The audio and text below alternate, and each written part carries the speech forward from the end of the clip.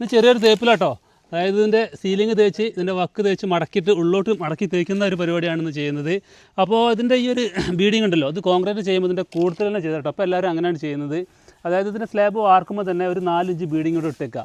അങ്ങനെ ആണ് സമയത്ത് ഈ ഒരു വക്കുണ്ടല്ലോ, വക്കിൽ വരുന്ന വിള്ളിച്ച ലീക്ക് കാര്യങ്ങളൊക്കെ കുറഞ്ഞിട്ടും. അല്ലെങ്കിൽ എന്താ വെച്ചാൽ ഇതിലിവിടെ ഇഷ്ടിക അല്ലെങ്കിൽ വേറെ എന്തെങ്കിലും ബ്രിക്കൊക്കെ വെച്ചിട്ട് തേച്ച് മടക്കുന്ന പരിപാടിയാണ് ആദ്യമൊക്കെ ചെയ്തിട്ടുണ്ടായിരുന്നത്. അങ്ങനെ ചെയ്യുമ്പോൾ പ്രശ്നം എന്തായാലും ഈ ഒരു ലൈൻ, ഇവിടെ ഒരു ലൈൻ ഇങ്ങനെ വന്നുകൊണ്ടിരിക്കും, അവിടെ ചെറുതായിട്ട് ലീക്ക് വന്നുകൊണ്ടിരിക്കും. ഏറ്റവും ബെസ്റ്റ്, ഏറ്റവും ഉറപ്പെന്ന് പറയുമ്പോൾ ഈ ഒരു വക്കിൽ ഇതുപോലെ ഇതിൻ്റെ കൂടുതൽ തന്നെ ബീഡിങ് വെക്കുക. അത് ഈ ഒരു സ്ലാബിന് നല്ലൊരു ഉറപ്പും കൂടിയാണ്. അപ്പോൾ ആ രീതിയിൽ ഞങ്ങൾ ഇവിടെ ഒരു സ്ലാബ് തേച്ച് മടക്കുന്ന പണിയാണ് ഇന്ന് നടന്നുകൊണ്ടിരിക്കുന്നത്. അപ്പം ഇവിടെ അങ്ങനെ തേച്ച് മടക്കും. അപ്പോൾ ഇതിൻ്റെ മുകളിൽ ഞങ്ങൾ കുറച്ച് സ്ട്രോങ് കൂട്ടിയിട്ടാണ് തേക്കുന്നത്. എപ്പോഴും നമ്മളിതിൻ്റെ പുറം ഭാഗം മോൾ ഭാഗം വരുന്ന സ്ഥലത്ത് കുറച്ച് സ്ട്രോങ് കൂട്ടി തേക്കണം കേട്ടോ. ഞങ്ങൾ 4-1 കൂടാതെ ഇതിൽ കുറച്ചും കൂടി എക്സ്ട്രാ സിമെൻറ്റ് ഇട്ട് മിനുക്കിയിട്ടുണ്ട്. അതുപോലെ തന്നെ ഇവിടെ ചെറുതായിട്ടൊന്ന് സ്ലോപ്പാക്കി കൊടുത്തിട്ടുണ്ട്.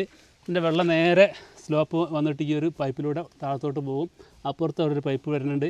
അപ്പോൾ ആ രീതിയിൽ ചെറിയൊരു പണിയിലാണ്. ഓക്കെ.